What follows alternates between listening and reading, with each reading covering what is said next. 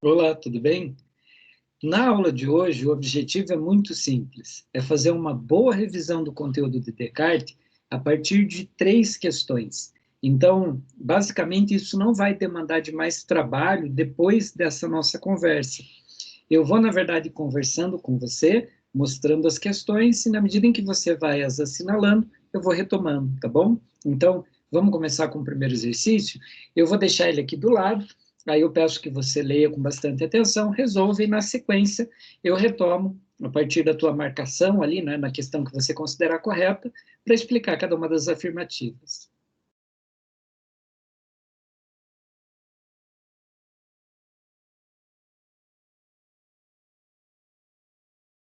Bom, nessa questão número um, a gente tem um texto inicial, né, como é de praxe dessas questões de vestibular.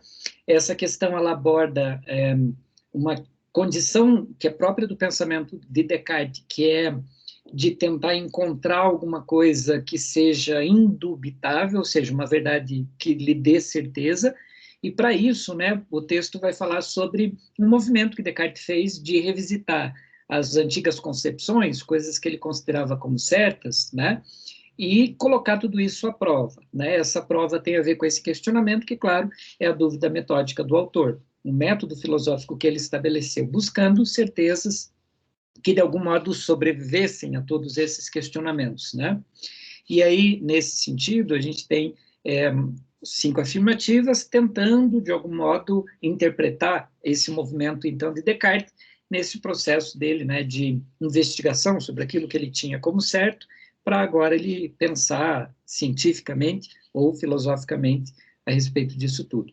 A primeira questão, a primeira alternativa, que está errada, diz sobre retomar o método da tradição para edificar a ciência com legitimidade. Na verdade, ele não está resgatando esse método no sentido de, na tradição, porque sempre foi assim, querer reforçar de fato aquilo que ele está querendo provar. Na verdade, ele está questionando todas as coisas e esse questionamento é a base da dúvida metódica e não uma reafirmação da tradição do passado, entende? Então, a grande diferença está aí.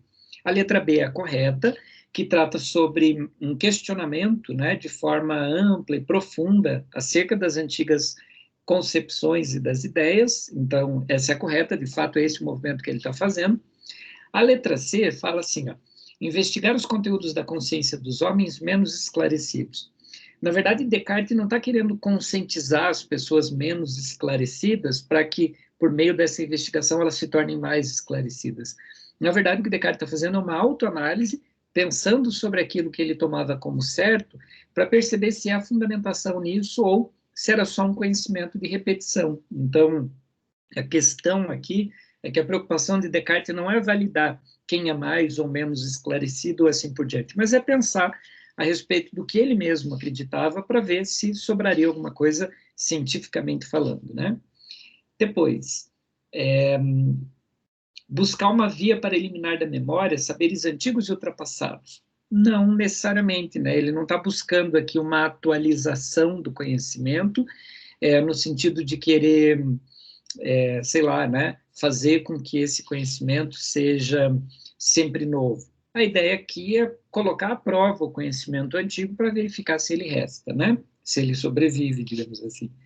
Depois a gente tem encontrar ideias e pensamentos evidentes que dispensam ser questionados.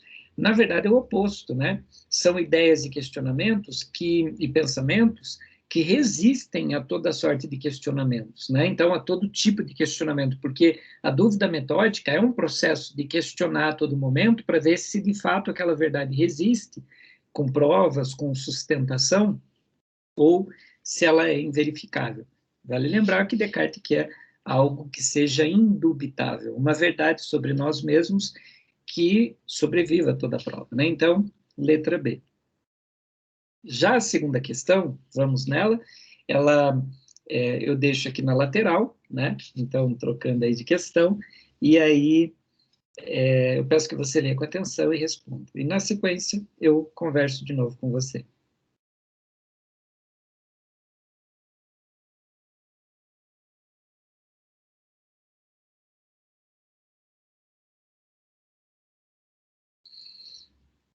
Nessa questão, a gente tem, de novo, um texto. Esse texto ele fala sobre essa condição, né, de termos um conhecimento sólido, puro a respeito de algo, né, que a nossa razão pudesse descobrir.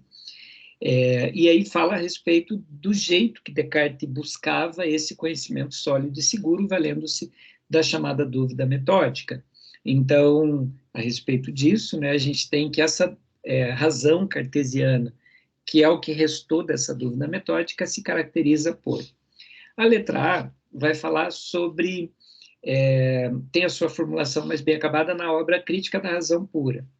Na verdade, né, não nos interessa ficar decorando obras ou coisas do gênero, mas vale lembrar que essa obra é de Kant, autor que a gente começou a estudar, inclusive, nessa semana, tá?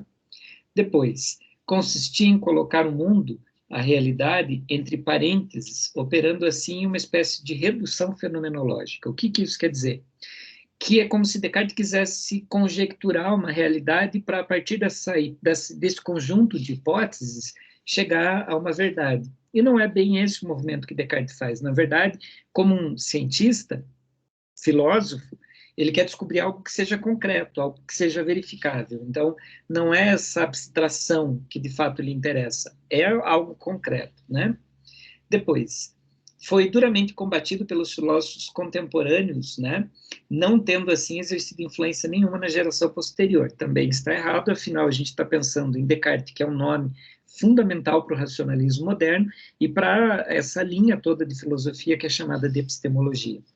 Letra D, consistia em duvidar de tudo e, a partir da dúvida, reconduzir, né, o pensamento à possibilidade da realidade, processo que ele sintetiza na frase penso, logo existo. É essa correta, né? Então, para ele, esse penso, logo existo quer dizer esse movimento da razão, tentando compreender a realidade, né, e garantindo uma existência aqui de uma essência dentro de nós que pode ser verificada pela dúvida metódica. Por fim, fala sobre o apogeu, quer dizer, o seu ápice, né, no século XV, quando entra em declínio a filosofia escolástica. Na verdade, Descartes é posterior, né?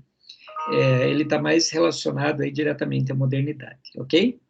Se, né, está acompanhando, está tudo bem, vamos para a próxima questão. Então, leia aí, responda e a gente continua a conversar já já.